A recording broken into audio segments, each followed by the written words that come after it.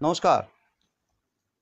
Calcutta university history students association আজকে আমাকে যে এই অনুষ্ঠানে আমন্ত্রণ করেছেন হাওড়ার শিল্প বাণিজ্য সেকাল ও একাল এই নিয়ে বলবার জন্য, তো আমি তাদেরকে প্রথমেই আন্তরিক ধন্যবাদ ও কৃতজ্ঞতা জানাই। বিষয়টা অত্যন্ত জটিল এবং কঠিন এবং খুব কম সময়ের মধ্যে একে নিয়ে আলোচনা করা খুবই শক্ত ব্যাপার। তবু আমি চেষ্টা করব যে যতটা সম্ভব খুব সংক্ষেপে এটা একটা আলোচনা করার। প্রথমে একটা কথা বলে নিতে হবে, সেটা হচ্ছে যে এই বিষয়ের ওপর সম্পূর্ণ কোনো বই এখনো পর্যন্ত নেই, অর্থাৎ আধুনিক কালে এইটা নিয়ে সম্পূর্ণ কাজ করেছেন এমন কোনো বই এখনো পর্যন্ত আমাদের কাছে হস্তগত হয়নি। তো সুতরাং আমি চাইবো যে কোনো তরুণ গবেষক যারা এটি দেখছেন তারা এইটা নিয়ে কাজ শুরু করবেন এবং কাজ করবেন। আমি আশা করব যে যারা এটা লক্ষ্য করছেন বা দেখছেন তারা কেউ না কেউ এগিয়ে আসবেন এই কাজে ব্রতী হতে। খুব সহজবোধ্য ভাষায় হাওড়ার শিল্প বাণিজ্য এটা নিয়ে যদি একটা অনুষ্ঠান, কি বলে, ছোট সহজ বই লেখা যায় সাধারণ মানুষের জন্য, তাহলে আমাদের সকলের উপকার হবে। আলোচনার শুরুতে একটা কথা বলা দরকার যে কোন হাওড়া নিয়ে আমরা কথা বলবো। হাওড়া কি 500 বছরের পুরনো শহর? অনেকের ধারণা আছে যে হাওড়া হচ্ছে 500 বছরের পুরনো শহর। সত্যিই কি তাই? কলকাতা যেমন 300 বছরের পুরনো শহর অনেকে মনে করেন, হাওড়া কি 500 বছরের পুরনো শহর? কথাটার প্রথম উত্তরই হচ্ছে না। তার কারণ হাওড়া নামে যে জনপদটা দেখতে পাচ্ছি আমরা, সেটা তো তৈরি হয়েছে একেবারে হালফিল আমলে। তার নামকরণটা, হাওড়া নামকরণটা হয়েছে একেবারে হালফিল আমলে ধরতে গেলে। হাওড়া চিরকালই বর্ধমানের আন্ডারে ছিল 1795 সাল পর্যন্ত, তারপর ছিল হুগলির সঙ্গে। অনেক পরে হাওড়া আলাদা হয়েছে। তাহলে আমাদের আলোচনা যেটা করতে হবে সেটা হচ্ছে বর্ধমান, হুগলি, হাওড়া এই তিনটে জায়গা জুড়েই যে শিল্প বাণিজ্যের বিস্তার হয়েছিল মধ্যযুগ থেকে, সেটা খানিকটা, এবং যখন হাওড়া আলাদাভাবে, হাওড়াতে আমরা যে সমস্ত জায়গাগুলোর নাম পাচ্ছি, যে অঞ্চলগুলোর নাম পাচ্ছি, সেই অঞ্চলগুলোর কিছু বিস্তারিত বিবরণ আমরা আলোচনা করব। হাওড়ার যে উল্লেখযোগ্য জায়গাটার নাম আমরা পাই তার নাম হচ্ছে বেতড়। এই বেতড় একসময় খুব সমৃদ্ধশালী বন্দর ছিল। অনেকটা যেমন সপ্তগ্রাম একটা বড় বন্দর ছিল, সেরকম বেতড়ও একটা অত্যন্ত গুরুত্বপূর্ণ বন্দর ছিল।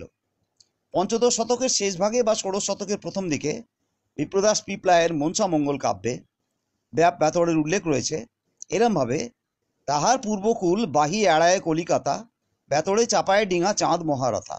তাহার পূর্বকুল মানে গঙ্গার পূর্বকুল, বাহি এড়ায় কলিকাতা, বেতড়ে চাপায় ডিঙা চাঁদ মহারথা।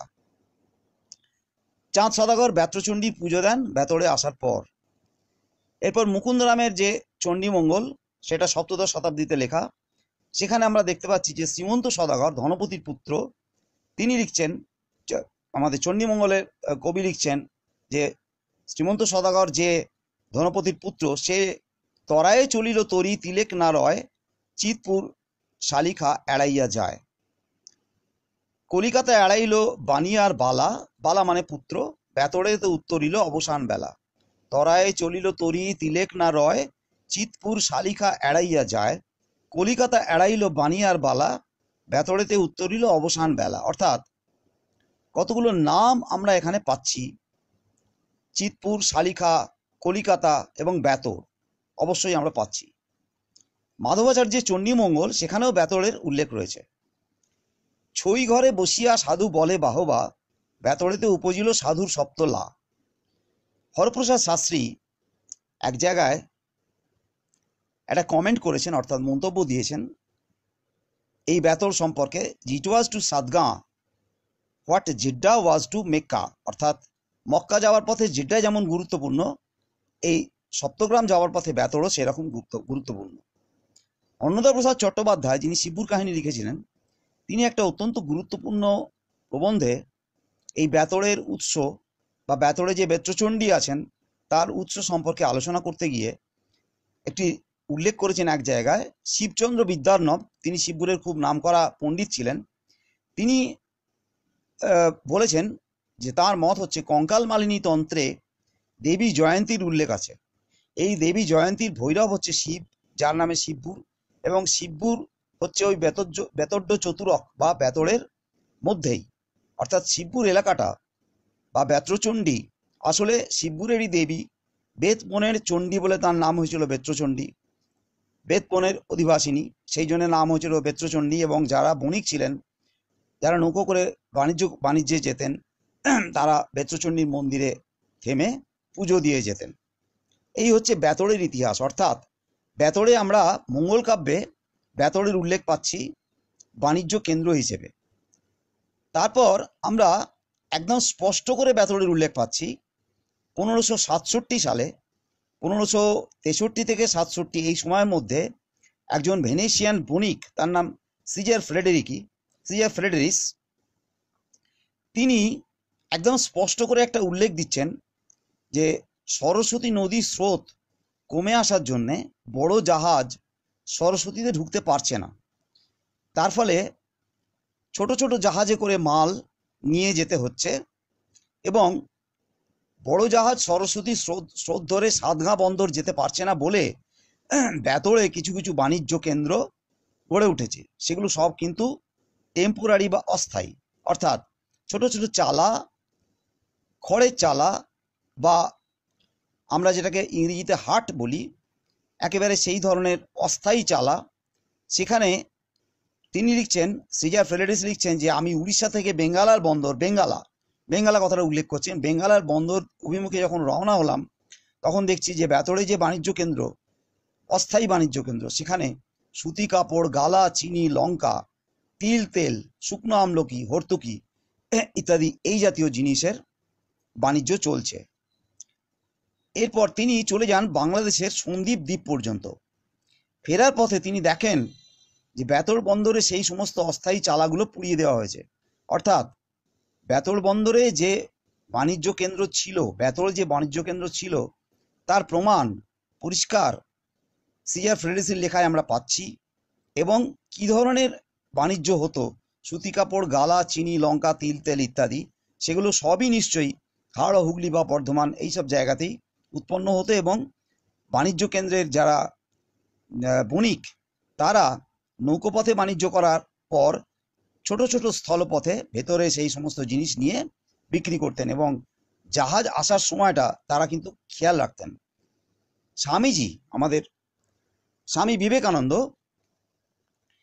তিনিও কিন্তু এই বেতড় বন্দরের নাম উল্লেখ করলো হাওড়ার যে প্রধান তিনটে নদী, ভাগীরথী, দামোদর এবং সরস্বতী, আর রূপনারায়ণ তো অবশ্যই আছে, তার মধ্যে সরস্বতী একটা বড় ভূমিকা নিত।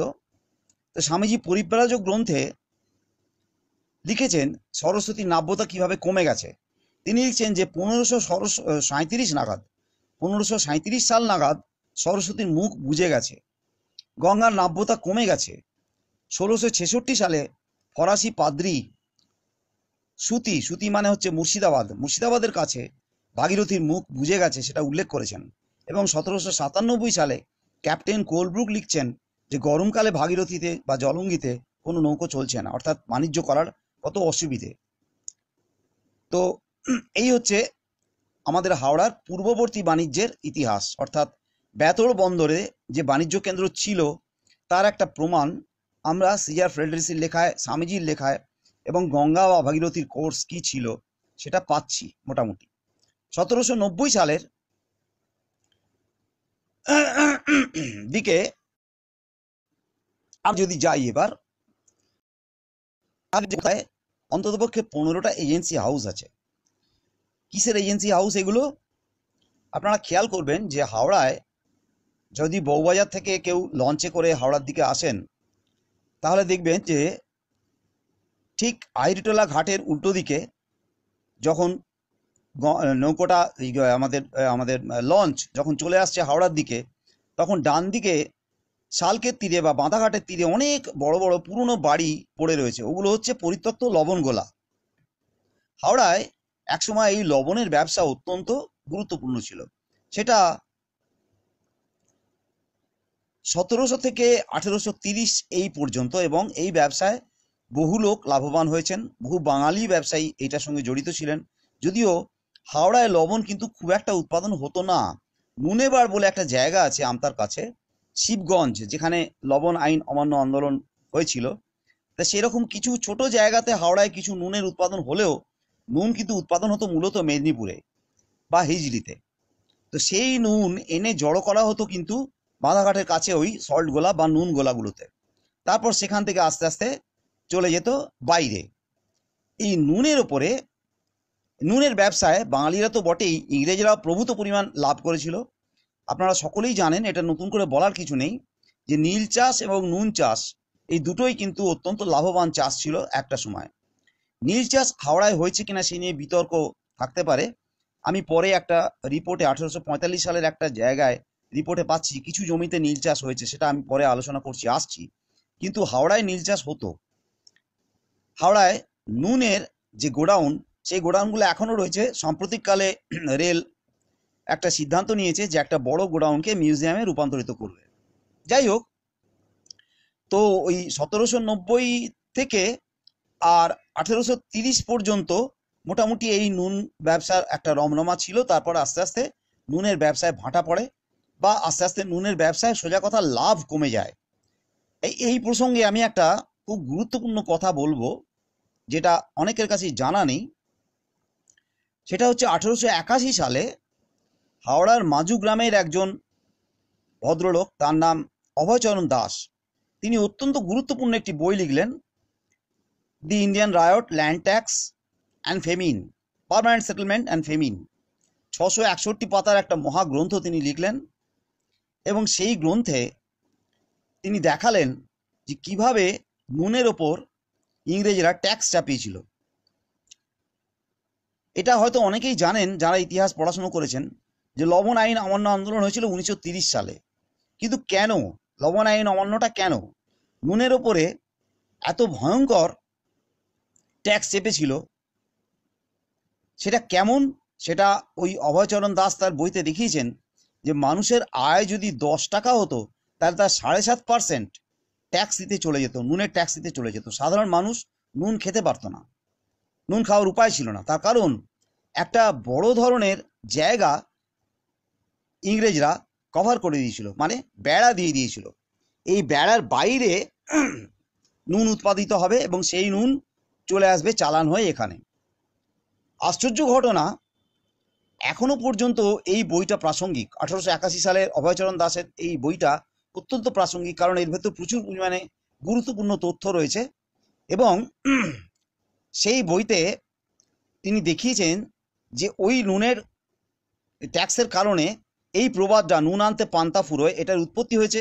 এবং যে ফেমিন, যে বড় দুর্ভিক্ষ হয়েছিল, তাতে বহু লোক এই নুনের অভাবেই কিন্তু মারা যায়।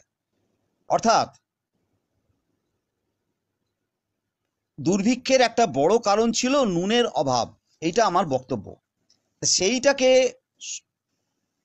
সাপোর্ট করেছেন, অর্থাৎ সেইটা নিয়ে আলোচনা করেছেন রয় মকস্যাম বলে একজন বিজ্ঞানী, একজন গবেষক, অত্যন্ত গুরুত্বপূর্ণ গবেষক। তিনি 2010-11 নাগাদ একটা অত্যন্ত গুরুত্বপূর্ণ আর্টিকেল লিখলেন ইন্ডিয়ান ফেমিনের ওপর, ভারতের দুর্ভিক্ষের ওপর। এবং সেখানে দেখিয়েছেন যে নুনের অভাব, ডায়রিয়া বা অপুষ্টির একটা খুব বড় কারণ ছিল। সাধারণ মানুষ নুন কিনতে পারতো না। সেই কারণেই গান্ধীজি এই লবণ আইন অমান্য আন্দোলনটা করেছিলেন 1930 সালে।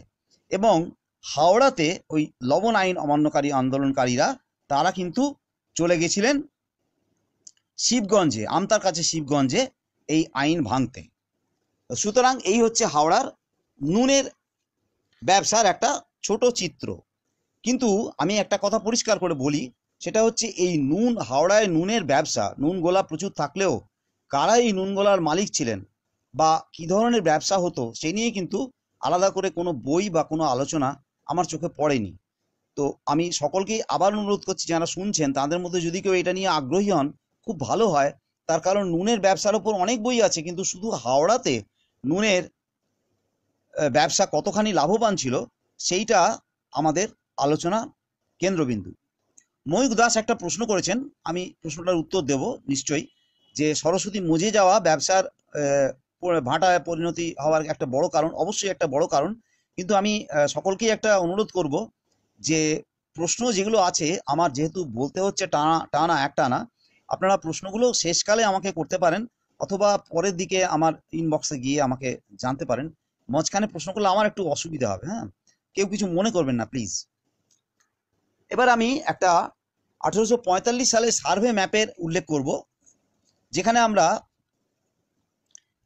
দেখতে পাচ্ছি যে হাওড়াতে চাষযোগ্য যে জমি আছে তার ভেতরে কতটা পরিমাণ চাষ, কি কি চাষ হতো। এই ম্যাপটা অর্থাৎ এই সার্ভে ম্যাপের উল্লেখটা রয়েছে আমাদের অলোক মুখোপাধ্যায়ের লেখা নগর হাওড়া বইতে। সেখানে দেখা যাচ্ছে যে ধান চাষ করা হতো 56,000 একর জমিতে, নীল চাষ হতো 400 একর জমিতে, তৈলবীজ সেটা হতো 1200 একর জমিতে, আখ হতো 2000 একর জমিতে, আর তামাকের চাষ হতো 200 একর জমিতে। এখন এই তামাকের ব্যবসা পর্তুগিজ আমলে রমরমা ব্যবসা ছিল। সেটা কিন্তু অধ্যাপক সুশীল চৌধুরী তাঁর একটা গ্রন্থে দেখিয়েছেন যে তামাক এবং আফিং এগুলোর ব্যবসা পর্তুগিজ আমলে কিন্তু খুব লাভজনক একটা ব্যবসা ছিল। দেখা যাচ্ছে যে হাওড়াতে তামাক চাষ কিন্তু হয়েছে 1845 সালে অন্তত 200 একর জমিতে তামাক চাষ হচ্ছে, মানে চারটিখানি ব্যাপার নয়। কিন্তু হাওড়ার মূল যে বাণিজ্যিক ঐতিহ্য, গ্রামীণ যদি অর্থনীতিকে চাঙ্গা করতে হয়, অর্থনীতির কথা ভাবতে হয়, তাহলে সেটা হচ্ছে পাট, ধান, মাছ এবং অবশ্যই পানের বরজ। এইটা আমাদের হাওড়ার একটা বিস্তীর্ণ অঞ্চল জুড়ে ছিল, এবং যেহেতু নৌকো বা নৌ বাণিজ্য একটা প্রধান রাস্তা ছিল, কাজে নৌপথেই ওই পানের আমদানি বা রপ্তানি ইত্যাদি বিভিন্ন জায়গায় যেত, আর পান তুলে বিভিন্ন জায়গায় রপ্তানি করা হতো, সেটা ওই নৌ বাণিজ্যের মাধ্যমে।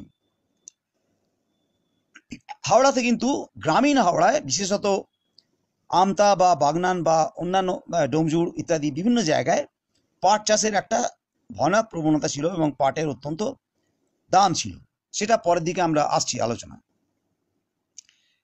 এবার একটা খুব গুরুত্বপূর্ণ প্রসঙ্গ অবতারণা করি একটু ছোট্ট করে, কারণ এটা হাওড়া শিল্প বাণিজ্যের সঙ্গে যুক্ত হলেও সরাসরি যুক্ত নয়, কিন্তু অনেকটাই যুক্ত। এই কারণে হাওড়াতে প্রথম 150 বিঘে জমি ইংরেজরা হস্তান্তর করেছিল 1779 সালে ওয়ারেন হেস্টিংসের আমলে, শুধুমাত্র তিব্বতের সঙ্গে ব্যবসা বাণিজ্য বাড়াবে বলে। অর্থাৎ ইংরেজরা তিব্বতের সঙ্গে বাণিজ্য বাড়াবার জন্য 150 একর জমি তিব্বতের তসিল আমাকে দিয়ে দিয়েছিল। পুরাণগিরি বলে একজন সাধু এইটার দৌত্যে ছিলেন। তিনি একজন ব্যবসায়ীও বটে। তিনি এখান থেকে অত্যন্ত দামি সমস্ত পাথর বা অন্যান্য অনেক দামি দামি জিনিস কোঁচড়ে করে নিয়ে তিব্বতে যেতেন, এবং তিব্বত থেকে অনেক ব্যবসায়ের জিনিসপত্র এখানে নিয়ে আসতেন। এই পুরাণগিরিকে হাত করেই বলবো, যাই হোক, এর ইতিহাস অনেকেই জানেন। তিব্বতী মঠ একটা ঘুষুড়িতে, ভোটবাগান মঠ যেটা নাম, সেই মঠটা তৈরি করা হয়েছিল তিব্বতীদের এখানে ধর্ম প্রচারের জন্য। সেখান থেকে কিছু তিব্বতী ইনফ্লুয়েন্স হাওড়ায় আসে, কিছু তিব্বতী বাবা মঠ বা তিব্বতী কালচার কিছুটা হাওড়ায় সামান্য হলেও এসেছিল। কিন্তু ইংরেজরা মূলত এই ভোটবাগান মঠটা করেছিল ওই স্বার্থে যে তিব্বতের সঙ্গে যাতে ওদের বাণিজ্য করা সম্ভব হয়। এক তো ছিল গোর্খা, তারপর কোচবিহারের সঙ্গে একটা গন্ডগোল ছিল, তাতে সেটার সঙ্গে আমাদের হাওড়ার কোনো সরাসরি সম্পর্ক নেই। কিন্তু এইটা সম্পর্ক এই যে হাওড়াতে একটা মঠ তারা করতে দিয়েছিল নিজেদের বাণিজ্যিক স্বার্থে। হাওড়ার যে বাণিজ্যিক উন্নতি সেটা মোটামুটিভাবে 1790 থেকে পরবর্তীকাল এইটা ধরবো আমরা। তার কারণ রেকর্ডেড হিস্ট্রি অর্থাৎ পরিষ্কার পরিচ্ছন্ন যে ইতিহাস সেটা মোটামুটি পাওয়া যাচ্ছে। এবং এটাও স্বীকার করতে হবে যে রেল 1854 সালে যখন রেল চালু হলো, তারপর যখন মাটিন রেল চালু হলো 1888 থেকে 1900 সালের মধ্যে, 1897 সালে মোটামুটি মাটিন রেল কমপ্লিট হয়ে গেছে। দুটো শাখা, একটা হাওড়া আমতা, একটা হাওড়া শিয়াখালা, এই দুটো শাখা এবং আমাদের রেলওয়ে কোম্পানি 1854 সালে তৈরি করার জন্য প্রচুর দরকার ছিল, এবং সেই জন্যই হাওড়ার একটা বদনাম হয়ে গেছে কুড়ি টাউন হিসেবে। বহু বাইরে থেকে মজদুর এসে ওই রেলের জমির চারপাশে তারা থাকার ব্যবস্থা করেছিল। কলা বিভিন্ন বাগান টাগান বা হাওড়া ময়দান অঞ্চল চত্বর যেসব জায়গা এখন দেখতে পাচ্ছেন, সেসব জায়গাগুলো তখন একদম ফাঁকা জায়গা ছিল। তো সেখানে কিন্তু তারা থাকা থাকা খাওয়া করতো, কারণ তাদের তো ওই কাজেই লাগানো হয়েছিল রেল লাইন করার জন্য, এবং সময়ের সঙ্গে সঙ্গে রাস্তা তৈরির কাজেও অনেকটাই লাগানো হয়েছিল। মূল বাণিজ্য বলতে যেটা ছিল সেটা হচ্ছে হাওড়ার বাণিজ্যের প্রধান উন্নতির প্রথম যে ধাপ যদি ধরা হয় তাহলে সেটা হচ্ছে ডক, দড়ি তৈরির কারখানা, জাহাজ মেরামতির কারখানা। কারণ সমস্ত জাহাজ, তখনকার দিনে যে জাহাজ সেগুলো তো এখনকার মতো নয়, তখন সবই ছিল কাঠের জাহাজ, পালতোলা বড় বড় নৌকো বা বাণিজ্য তরী, যেগুলো বাণিজ্য পোত, সেগুলো সবই কিন্তু অনেক বড় বড় মাপের ছিল। সেগুলো যখন শালকিয়াতে এসে ভিড়ত বা বেতড়ে এসে ভিড়ত, তখন অধিকাংশই অনেক দূর রাস্তা আসার পরে তাদের রিপেয়ারিং করা দরকার হতো, বা মানে কি বলবো, সারানোর প্রয়োজন হতো। সেই কারণে মোটামুটি 1790-এর পর থেকে একটার পর একটা ডক গঙ্গার তীরে গড়ে উঠতে থাকে। 1796 সালে যেমন আমরা পাচ্ছি মিস্টার বেকনের একটা ডক ছিল শালকেতে, ম্যাকেনজির ডক আছে 1800 সালে গোলাবাড়িতে। গোলাবাড়ি এলাকায় বিউচাম্প বলে একজন সাহেব, তিনি 1810-এ একটা ডক চালু করলেন। অ্যাম্বার কোম্পানি 1840 সালে তাদের গোলাবাড়িতে একটা ডক স্থাপন করলো। গ্যাঞ্জেস ডক, এটাও খুব গুরুত্বপূর্ণ ডক ছিল, সেটা হচ্ছে 1848 সালে। এইভাবে এই ডক ব্যবসা বা জাহাজ মেরামতির যে কেন্দ্র, সেটা অত্যন্ত গুরুত্বপূর্ণ একটা ভূমিকা নিয়েছিল হাওড়ার বাণিজ্যে। পাশাপাশি এটাও বলতে হবে যে শুধু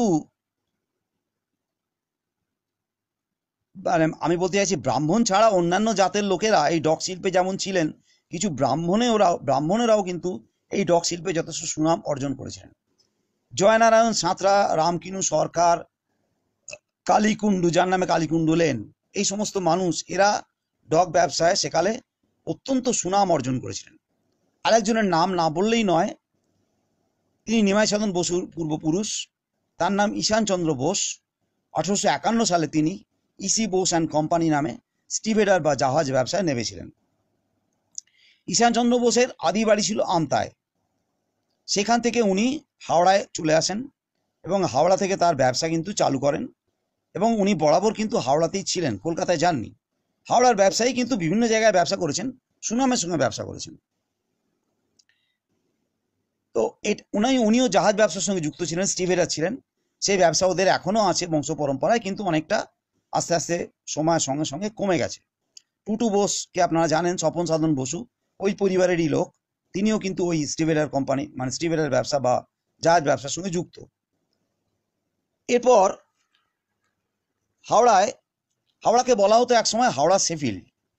শেফিল্ড জিনিসটা কি? শেফিল্ড হচ্ছে একটা ছোট্ট নগরী যেখানে মোটামুটি স্টিলের কাটলারি মানে হচ্ছে এই বাসনপত্র, সেগুলোর জন্য শেফিল্ড বিখ্যাত ছিল।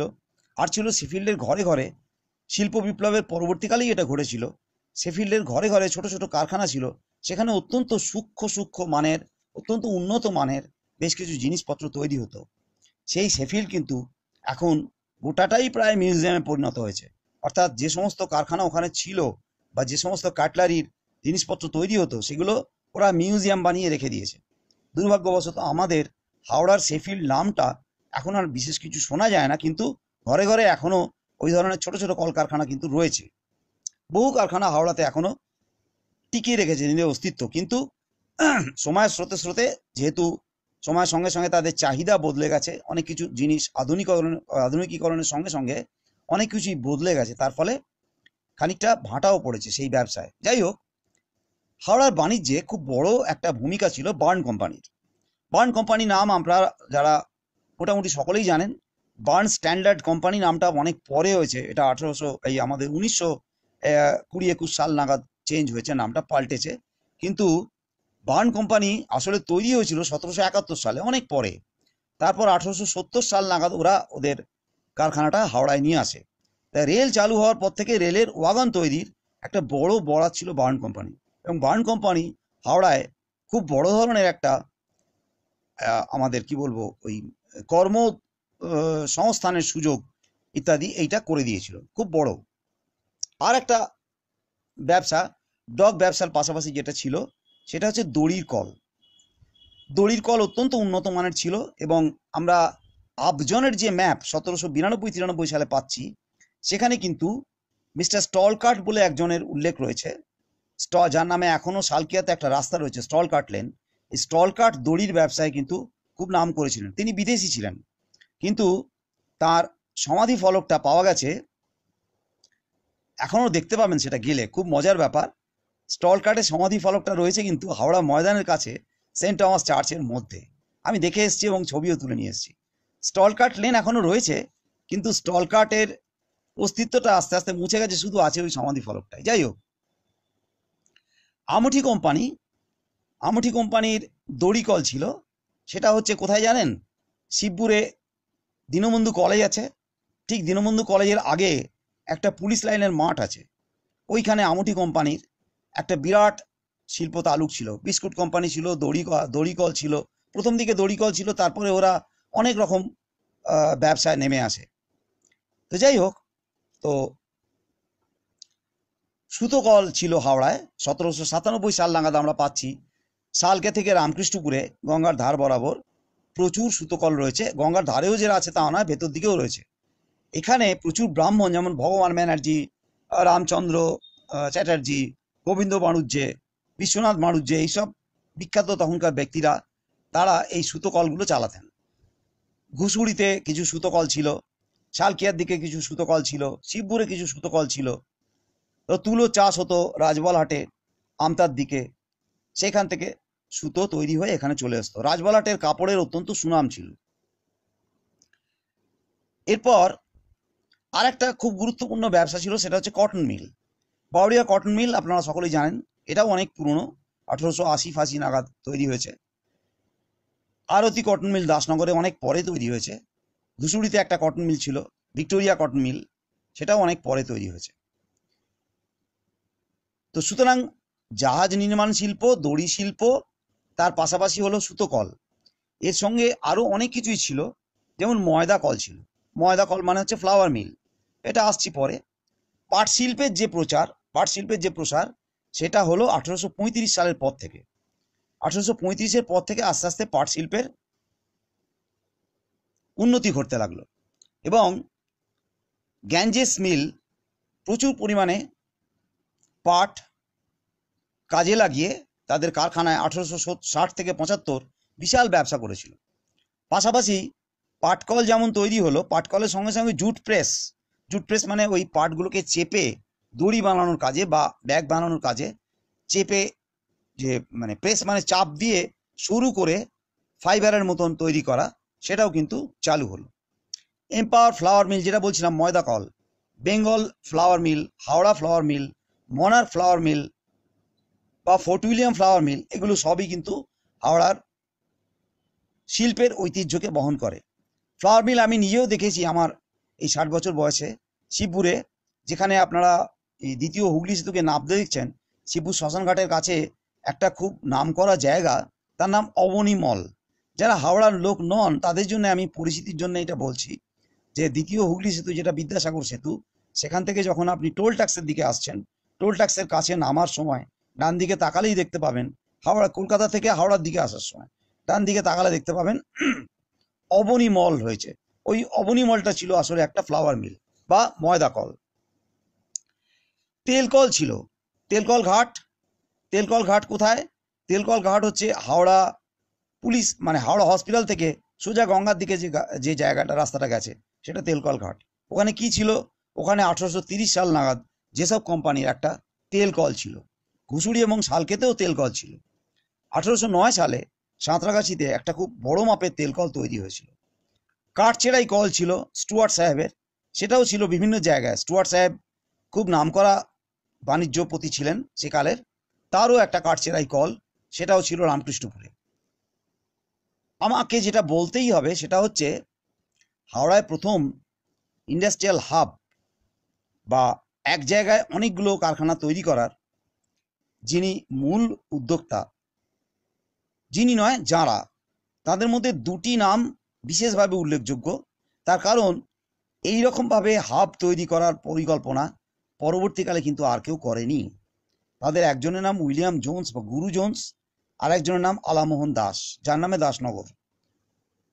গুরু জোন্স, তার জীবনটা খুব অদ্ভুত। তিনি 8-10 নাগাদ শিবপুরে চলে আসেন। নিজের একটা শিল্প তালুক তৈরি করেছিলেন গোটা শিবপুর এলাকা জুড়ে, বিশাল একটা এলাকা।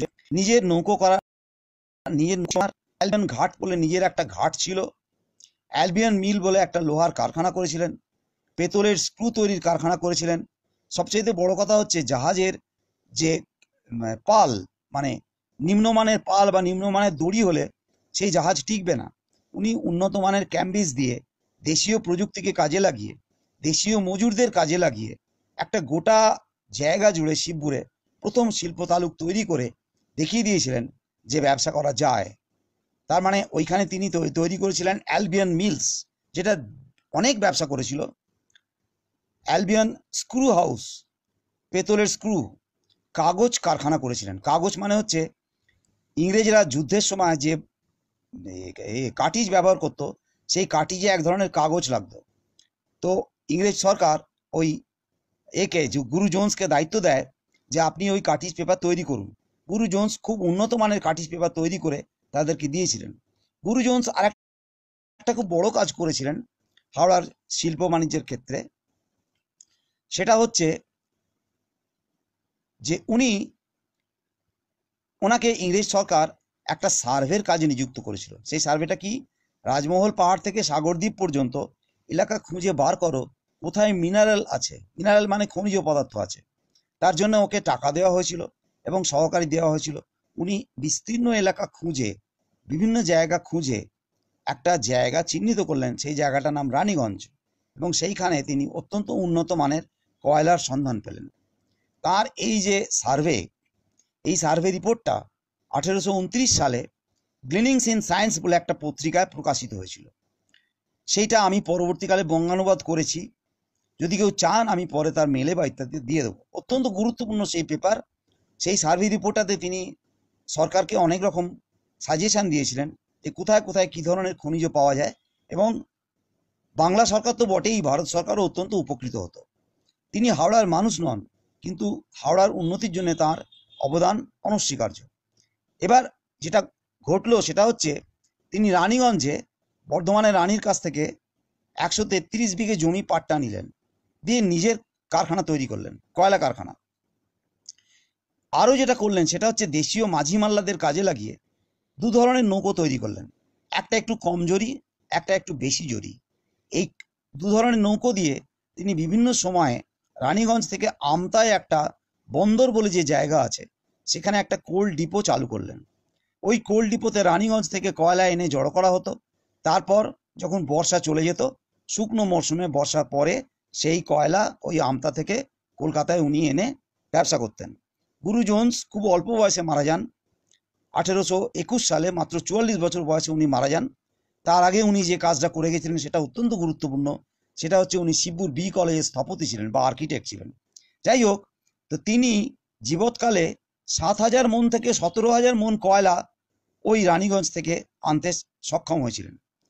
হাওড়া মানুষের দুর্ভাগ্য, এই কয়লার ব্যবসাটা গুরু জোন্সের মৃত্যুর পর চলে গেল হাত ঘুরে ঘুরে কার টেগোর অ্যান্ড কোম্পানি, অর্থাৎ দ্বারকানাথ ঠাকুরের কোম্পানিতে চলে গেল। তারা ওখান থেকে বছরে 40 থেকে 50 মন কয়লা আমদানি করে প্রচুর লাভ করেছিলেন। হাওড়া কিন্তু এই কয়লার ব্যবসা থেকে বঞ্চিত হলো। যাই হোক, তো সেটা তো অন্য প্রসঙ্গ। কিন্তু জোন্স এটা করে দেখিয়েছিলেন যে এই যে আজকের হাব বা শিল্প নগরী যেটাকে বলা হয়, সেটা স্বাধীনতার আগে আরেকজন বাঙালি উদ্যোগপতি, তিনিও হাওড়ার মানুষ, তার বাড়ি খিলা বরুইপুরে, উদয়নারায়ণপুরের কাছে। তিনি সামান্য মুড়িমুড়কি বেচা থেকে খই মুড়কি বিক্রি করতেন, সেখান থেকে তিনি নিজের উদ্যোগে খুব বড় মাপের একজন শিল্পপতি হয়েছিলেন, এবং হাওড়ায় একটা গোটা এলাকা, প্রায় 1000 একর জমি, কল্পনা করা যায় না, 1000 একর জমি সেকালে চিন্তার বাইরে। প্রথমে 100 বিঘে জমি থেকে শুরু করেছিলেন, 100 বিঘে থেকে 200 বিঘে, 250 বিঘে করে তার বিশাল বিস্তীর্ণ জায়গা, মাকড়দা থেকে আরম্ভ করে ডোমজুড়ের বিশাল এলাকা জুড়ে একটা গোটা শিল্প তালুক তিনি তৈরি করেছিলেন। ইন্ডিয়া মেশিনারি এখনও তার সাক্ষ্য বহন করছে, পারদী কটন মিল এখনও তার সাক্ষ্য বহন করছে, কি বিশাল এলাকা জুড়ে তিনি কাজ করেছিলেন। এবং তার কোম্পানিতে যেসব জিনিস তৈরি হতো, রাসমণি ধুতি, রাসমণি কাপড়, এইভাবে দেশীয় নামে কাপড় তৈরি করে তিনি বিক্রি করতেন। আচার্য প্রফুল্লচন্দ্র রায় তাকে তার নিজের কারখানায় 2-3 বার গিয়ে তাকে কর্মবীর উপাধি দিয়েছিলেন।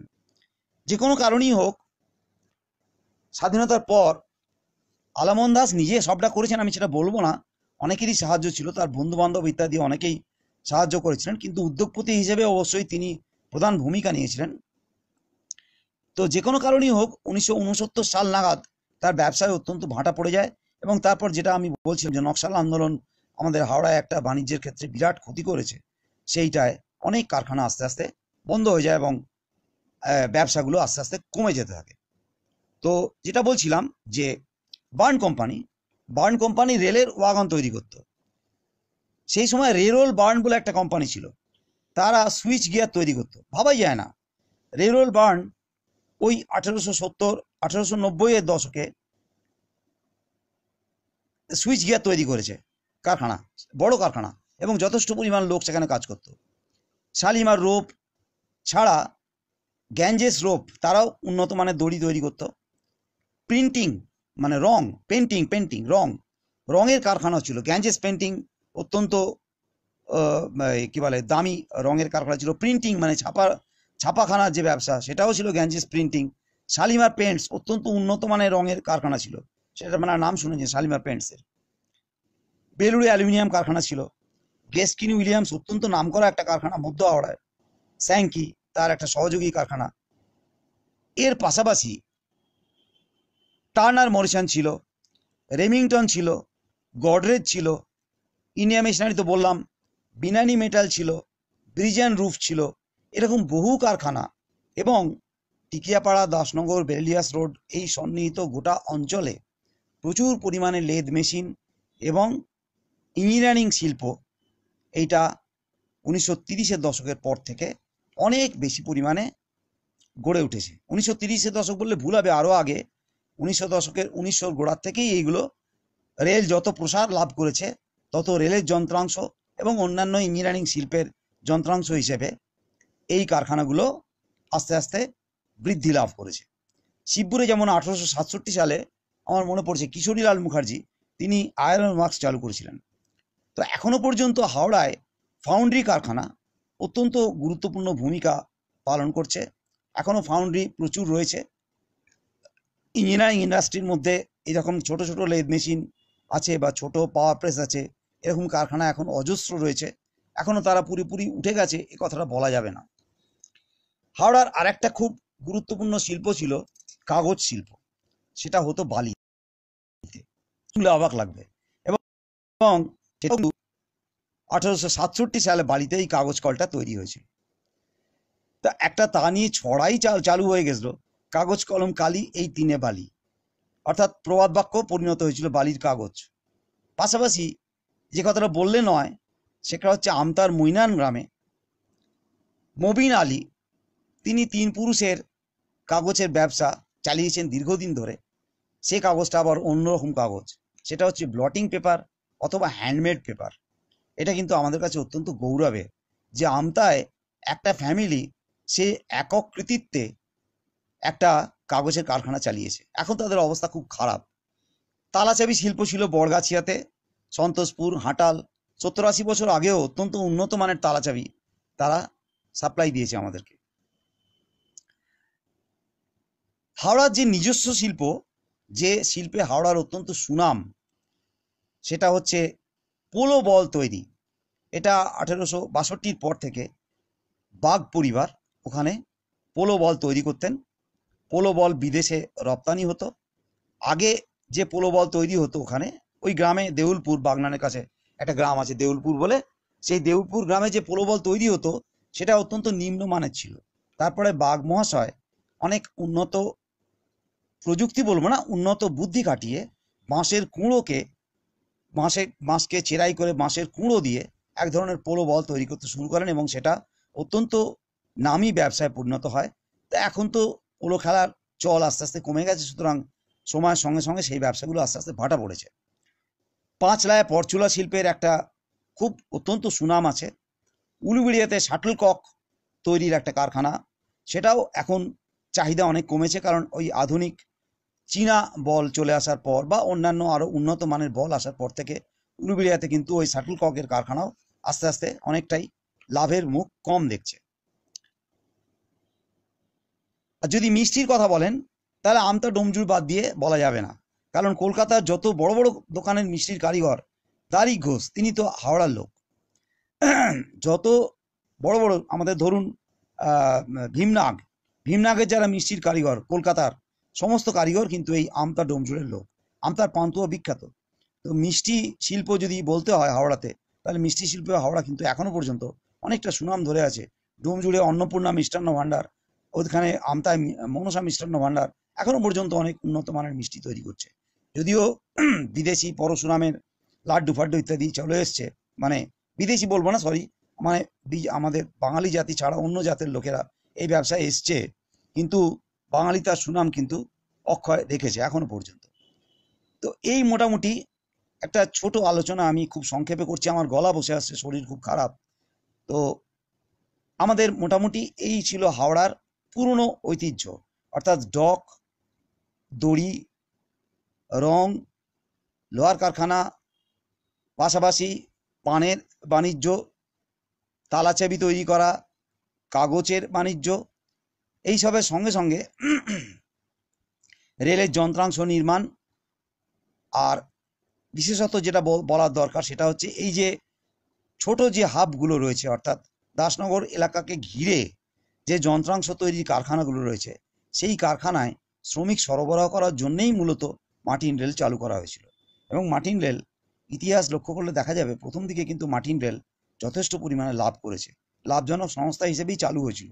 নানা কারণে সেটা উঠে যায়, কিন্তু হাওড়া শিয়াখালা এবং হাওড়া আমতা এই মার্টিন রেলে মূলত গ্রামের দিকের শ্রমিকেরাই শহরে চলে আসতেন এবং কদমতলা অঞ্চলে বা হাওড়া ময়দান অঞ্চলে যেসব কারখানা ছিল সেখানে তারা কাজে যোগ দিতেন। অর্থাৎ হাওড়ার যে শ্রমিক শ্রেণীর তার একটা বড় অংশ গ্রাম থেকে ওই মার্টিন রেলের মাধ্যমেই কিন্তু এসছেন আমাদের হাওড়াতে, ময়দানি বলুন বা যাই বলুন।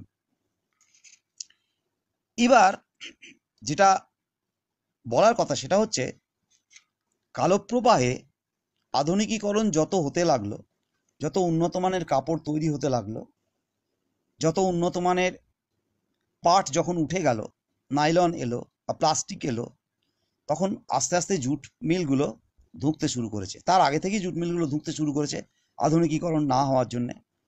কটন মিলের অবস্থাও একই, বিদেশি কাপড়ের সঙ্গে পাল্লা দিতে পারছে না, তার ফলে সেগুলো আস্তে আস্তে চলছে কিন্তু ওই রকম ধিকিয়ে ধিকিয়ে। আরতি কটন মিল তারা উন্নত মানের কাপড় আর তৈরি করতে পারছে না, দেশি কাপড় লোকে পরবে না, বিদেশি কাপড় অনেক উন্নত মানের অনেক সস্তা তৈরি হয়ে গেল। ফলত এইসব ইন্ডাস্ট্রিগুলো আস্তে আস্তে মুখ থুবড়ে পড়তে লাগলো। এখন বর্তমানে যা অবস্থা হাওড়ার, তাতে এই ইন্ডাস্ট্রিগুলো সবই যে উঠে গেছে তা না, অনেক কোম্পানি উঠে গেছে। গেস্টকিন উইলিয়ামস উঠে গেছে, স্যাঙ্কি উঠে গেছে, বেনানি মেটালস উঠে গেছে, এইসব কারখানা, অনেক জুট মিল বন্ধ হয়ে গেছে, সেখানে এখন প্রমোটিং হয়েছে বা সেই জমিগুলো নিয়ে কি বলবো বাড়ি তৈরি হয়েছে। সেটাও একটা বড় ব্যবসা আধুনিক হাওড়ার ক্ষেত্রে, যে হাউজিং কর্পোরেশন, যেমন ধরুন সাপুরজি পালানজি, তারা হাওড়াতে একটা খুব বড় হাউজিং ব্যবসায় নেমেছে। এর আগে আপনারা অনেকেই জানেন যে সালেম গোষ্ঠী, মালয়েশিয়া যে সালেম গোষ্ঠী মুখার্জির সহযোগিতায় কলকাতা ওয়েস্ট ইন্টারন্যাশনাল নাম দিয়ে আমাদের এই দ্বিতীয় হুগলি সেতুর যেখানে শেষ হচ্ছে, এই আমাদের সলপের কাছাকাছি একটা জায়গা, বিস্তীর্ণ জায়গা অধিগ্রহণ করে হাউজিং কমপ্লেক্স একটা বানানোর চেষ্টা করেছিল, যদিও সেটা খুব একটা সাফল্য হয়নি। এটা আধুনিক যুগের কথা বলছি। আধুনিক যুগে হাওড়ায় যে ব্যবসাগুলো অত্যন্ত ভালোভাবে চলছে সেটা হচ্ছে অম্বুজা সিমেন্টের একটা কারখানা আছে দিল্লি রোডের ওপর, ওইখানে ফুড পার্কের মধ্যে প্রচুর বিস্কুট কোম্পানি আছে, কোকাকোলা বা পেপসি যেটাকে বলা যায়, পেপসির একটা বড় কারখানা রয়েছে। এছাড়া 2011 সালে ডিএফআইডি মানে আমাদের 750 কোটি টাকার একটা লোন ওয়েস্টবেঙ্গল গভর্নমেন্টকে দেওয়ার জন্য ব্রিটিশ সংস্থা থেকে একটা আলোচনা সভা সদনে অনুষ্ঠিত হয়েছিল হাওড়ার উন্নয়নের জন্যে। সেটা পরিত্যক্ত হয়। তারপর 2014 সালে এই সরকারের উদ্যোগে সিনার্জি নামে যে পরিকল্পনা গৃহীত হয় সদনে, সেটা বাণিজ্য সভার একটা পরিকল্পনা, সবাই মিলে আলোচনা করে এবং প্রধানত আমাদের বর্তমান সরকারের সদিচ্ছা অনুযায়ী হাওড়ায় লগ্নি আনার জন্য বেশ কিছু নতুন পরিকল্পনা করা হয়েছে এবং সেই মতো কাজ হচ্ছে। আমি একেবারে আধুনিক যে পরিকল্পনাগুলো, সেগুলো যদি রূপায়িত হয় তাহলে হাওড়া অবশ্যই অনেকটা পাল্টে যাবে। যেমন ধরুন জরি হাব, ডোমজুড়ে জরি শিল্প সবাই জানেন অত্যন্ত গুরুত্বপূর্ণ একটা শিল্প। তেমনি ডোমজুড় থেকে বহু লোক আবার আমাদের ম্যাড্রাস মানে সরি বম্বে মানে মুম্বাইতে কাজ করতে যান, সেটা হচ্ছে সোনার কাজ, সোনার কারিগর। কিন্তু ডোমজুড়ে এখনও বহু জরি শিল্পী রয়েছেন, জরির কারবারিরা রয়েছেন। তো ডোমজুড়কে কেন্দ্র করে ডোমজুড়ের আশেপাশের অঞ্চলে একটা জরি হাব প্রস্তাবিত করার কথা হচ্ছে। জালান কমপ্লেক্স বলে একটা জায়গা আছে, সেটাও আমাদের এই অঙ্কুরহাটির কাছাকাছি। সেখানে প্রচুর ছোট বড় এসএসআই ইন্ডাস্ট্রি মানে স্মল স্কেল ইন্ডাস্ট্রি, সেগুলো কিন্তু চলছে, সাফল্যের সঙ্গেই চলছে। অম্বুজা সিমেন্টের কথা তো বললাম। ফুড পার্ক যেটা, সেটা তৈরি হওয়ার একটা পরিকল্পনা এবং সেটা অনেকটা এগিয়েছে এবং কারখানাগুলো আস্তে আস্তে বিস্কুট কোম্পানি, অনেকগুলো বিস্কুট কোম্পানি ওখানে নিজেদের ব্যবসা আস্তে আস্তে চালু করছে। ব্রিটানিয়ার মতো কোম্পানি এখানে ইনভেস্ট করতে রাজি হয়েছে। উলুবেড়িয়াতে ইন্ডাস্ট্রিয়াল পার্ক, এই জন্য জমি অধিগ্রহণ করা আছে, কাজ চলছে এবং সেইটা যদি সাকসেসফুল হয় বা সফল হয় তাহলে প্রচুর পরিমাণে এমপ্লয়মেন্ট জেনারেশন, অর্থাৎ আমরা আশা করব যে কর্মসংস্থানের একটা সুযোগ হবে। এবং ফাউন্ড্রি পার্ক যেটা যেটা এই সরকারের একটা খুব বড় স্বপ্ন, রাবার ইন্ডাস্ট্রি। তারপর ধরুন ফাউন্ড্রি ক্লাস্টার, দুটো প্রজেক্ট নেওয়া আছে, প্রজেক্ট 1 প্রজেক্ট 2। এই ফাউন্ড্রি ক্লাস্টারটা যদি চালু হয়ে যায় তাহলে কিন্তু মোটামুটি প্রায় 60 থেকে 70 হাজার লোকের কর্মসংস্থান হওয়ার একটা কাজ আমরা আশা করতে পারি। সঙ্গে সঙ্গে আইটিআই মানে ইন্ডাস্ট্রিয়াল ট্রেনিং ইনস্টিটিউট, এটা চালু হয়েছিল দাসনগরে। দাসনগর যখন শিল্পনগরী মানে আমাদের শিল্পের হাব তৈরি হয়েছিল, সেই সময় কারিগর তৈরির, উন্নত মানের দক্ষ কারিগর তৈরির লক্ষ্যে দাসনগরে একটা ইন্ডাস্ট্রিয়াল হাব, ওই আইটিআই মানে ইন্ডাস্ট্রিয়াল ট্রেনিং ইনস্টিটিউট তৈরি হয়েছিল। সেই ধাঁচে হাওড়াতে কিছু ট্রেনিং ইনস্টিটিউট তৈরির পরিকল্পনা নেওয়া হয়েছে। তো এইগুলো মোটামুটি একটা আর একটা বড় ব্যবসা যেটা হাওড়ার খুব চালু ব্যবসা, সেটা হচ্ছে কালার ফিশ বা আমাদের রঙিন মাছ। সেটা আমি বলবো যে কোনা, একসরা এইসব জায়গাতে প্রচুর লোক কিন্তু এই কালার ফিশের ব্যবসা করে নিজেদের অন্নসংস্থান করছেন এবং তার মাধ্যমে বহু লোককে তারা কর্মসংস্থান দিচ্ছেন। সাঁতরাগাছিতে বিজি প্রেস এর একটা বড় জায়গা পড়ে আছে, সেখানে সরকারি ফর্ম টর্ম ছাপানো হতো। সেই জায়গাটাও যদি কাজে লাগানো যায় তাহলে ওখানেও কিন্তু বেশ কিছু কর্মসংস্থান হবে। আপাতত এই হচ্ছে একটা খুব সংক্ষিপ্ত আলোচনা। আমার শরীর খুব খারাপ, আমি আগেই বলেছি। এই নিয়ে আরও অনেকটা বলতে পারলে খুব ভালো লাগতো, কিন্তু দুঃখের বিষয় আমার গলা বসে আসছে আস্তে আস্তে, আর বেশি কথা বলার আমার ক্ষমতাও কমে যাচ্ছে। আমি শেষ করব একটা কথা বলে, যে শেষের দিকে চলেই এসছি প্রায়। শেষ করব যে কথা বলছে, এটা একটা খুব আশ্চর্য ঘটনা এবং সকলের কাছেই অবাক করা, যে হাওড়াতে সারা ভারতবর্ষের মধ্যে একমাত্র একটাই কারখানা ছিল, হাসি পাবে শুনলে সকলের, কিন্তু সেটা চাবুক তৈরির কারখানা। সেটা ছিল দক্ষিণ মাজুতে আব্দুল মান্নান বলে একজনের কাছে।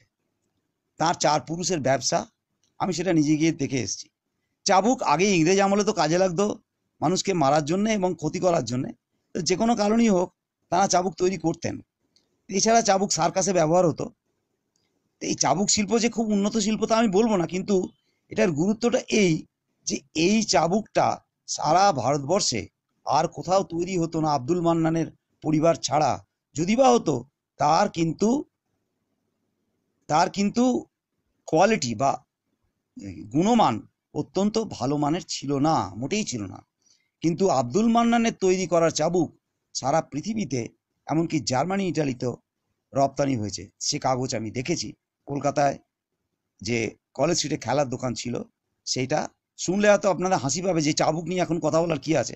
এখন তো চাবুক তো কারো কাজে লাগে না, এখন তারা ওই কলার মানে কুকুরের কলার বেল্ট ইত্যাদি এইগুলো তৈরি করেন। আব্দুল মান্নান এখন আর নেই, পরিবারও আস্তে আস্তে ভেঙে গেছে, কিন্তু 3 পুরুষ বা 4 পুরুষ ধরে তারা চাবুক তৈরি করেছেন এবং সংসার নির্বাহ করেছেন। এটা খুব অবাক ব্যাপার। এটা আমাদের হাওড়ার একটা খুব গর্বের জায়গা। অয়ন ঘোষ লিখছেন বিস ফার্ম ভালো চলছে। ঠিকই লিখেছেন। আমি বলেছি যে বিস্কুট কারখানা অনেকগুলো রয়েছে, বিস ফার্মের নাম হয়তো আমি বলতে ভুলে গেছি। যাই হোক, তো সকলকে আন্তরিক ধন্যবাদ এবং নমস্কার জানাচ্ছি। সকলের কাছে আমি মাপ চাইছি, আরও বেশি আলোচনা করা যেতে পারতো, কিন্তু আর আমার শরীর পারমিট করছে না, আমাকে মাফ করবেন। যারা দেখছেন তাদের সকলকে আন্তরিক ধন্যবাদ এবং নমস্কার। উদ্যোক্তাদের সকলকে আমার আন্তরিক শুভেচ্ছা। সকলে ভালো থাকবেন। কেমন লাগলো সেটা আপনাদের ফিডব্যাক আপনারা জানাবেন। নমস্কার।